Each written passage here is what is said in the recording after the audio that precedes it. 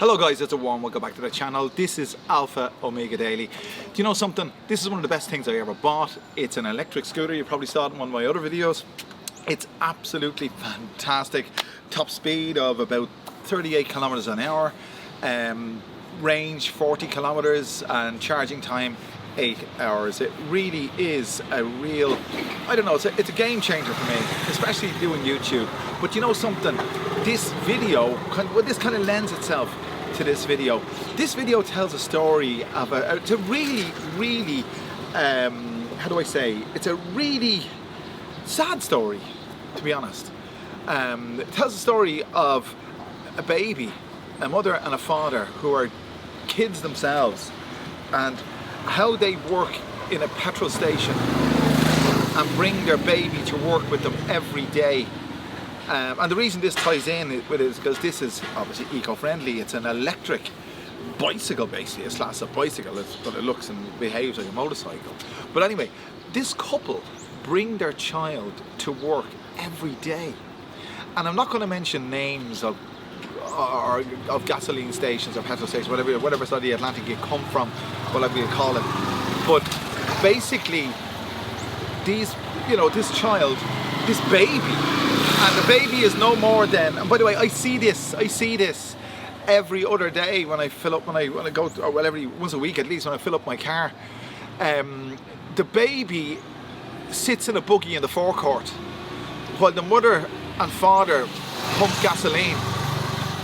And from time to time, the baby obviously will wake up and be agitated or whatever, and the mother will hold the baby in her arm, whichever arm is free, and pump gasoline with the other. And I see this regularly, and I say to myself, how in the name of God can this be allowed to happen? I mean, regardless of the other health and safety implications, like the buggy is in the forecourt, it's beside the pump, but a motorcycle or car or whatever could hit off it or whatever, God knows what. But the other overriding thing here is the child is inhaling the fumes of the vehicles and the fumes of the gasoline all day, every day, and they work 12 hours a day. I think it's only 6 days a week. 6 days a week, what does it matter? But coming from Europe, things like that you don't see, you'd never see, because before that would be allowed to happen, social services would be involved. But it doesn't seem to me, and I don't know enough about the ins and outs of the legalities of things like this, but as far as I can see, no social services are involved. If they were, it wouldn't be happening. And this child, about, how long ago was it? About a week ago, I went with my child. I was bringing him to school. You know him, Harry.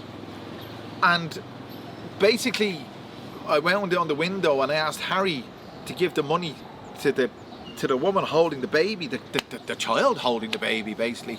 She's only about 18 herself. And the baby was coughing. There was a raspy cough. I can't do it. But my son asked me, why is the baby coughing? And I said, probably because it's inhaling the fumes of the cars. And imagine, what chance does that child have in life? His formative years, his start in life is, living in a petrol forecourt. God knows what problems that child will have in later life. And it won't be too much later. It seems to me that he's already suffering from some kind of respiratory problem.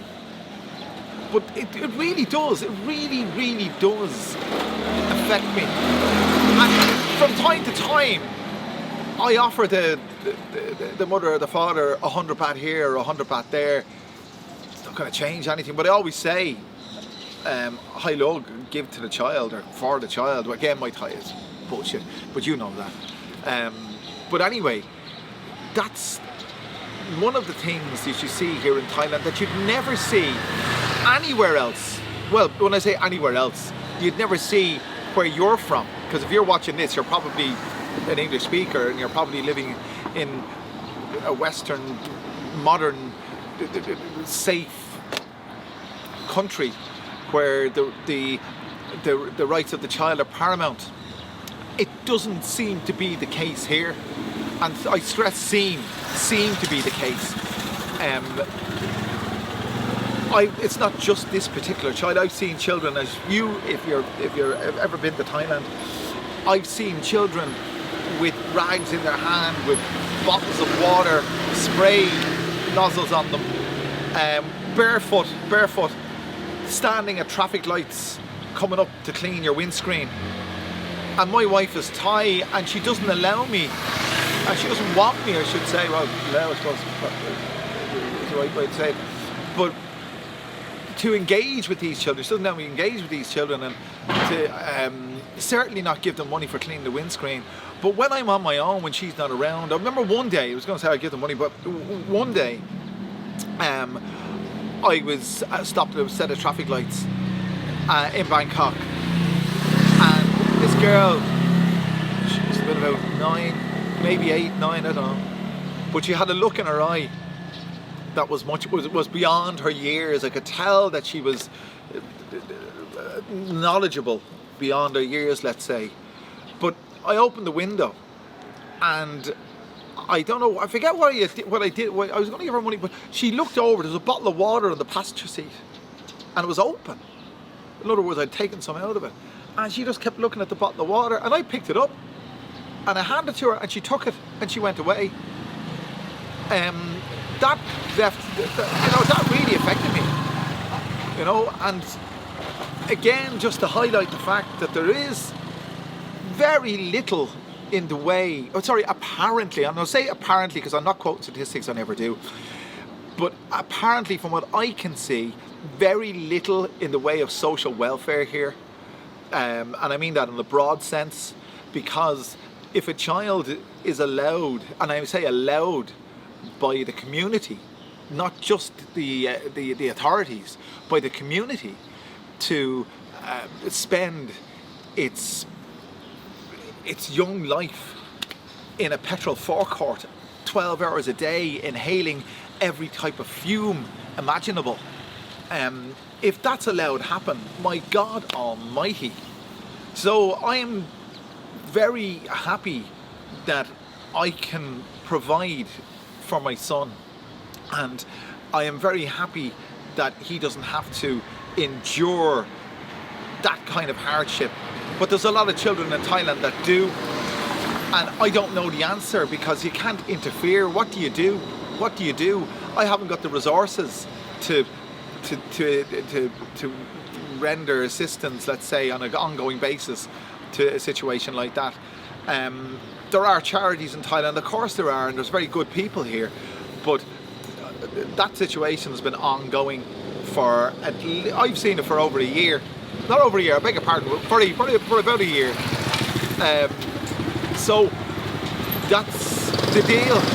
That's my gripe for today. I wouldn't say it's a gripe, that's my story for today. By the way, as I said, this is an electric vehicle. It's a wonderful thing. And if you're thinking of investing in transport in Thailand, you won't go far wrong. This was $280. And as I said, top speed 38 kilometers per hour, range 40, and 8 hours of charging time. And that's all you need to know, basically. So I'm going to part with you now and leave you with, that thought that if you're living in a Western country, you realize, this might help you realize just how vulnerable children are here. Well, children are vulnerable, full stop, but just how vulnerable children are here in Thailand. And again, I would say it seems to be, and I'm not saying it is, but on the face of it, because it's ongoing and it's being allowed to happen, it seems to be par for the course. And guys, I hope that you adopt the attitude that this channel is par for the course, and that you, if you haven't done so already, you click that subscribe button, click the like button, click the share button, do all those wonderful things, and I'll bring you back another wonderful video very soon. Thanks for joining me. I'm gonna pop off.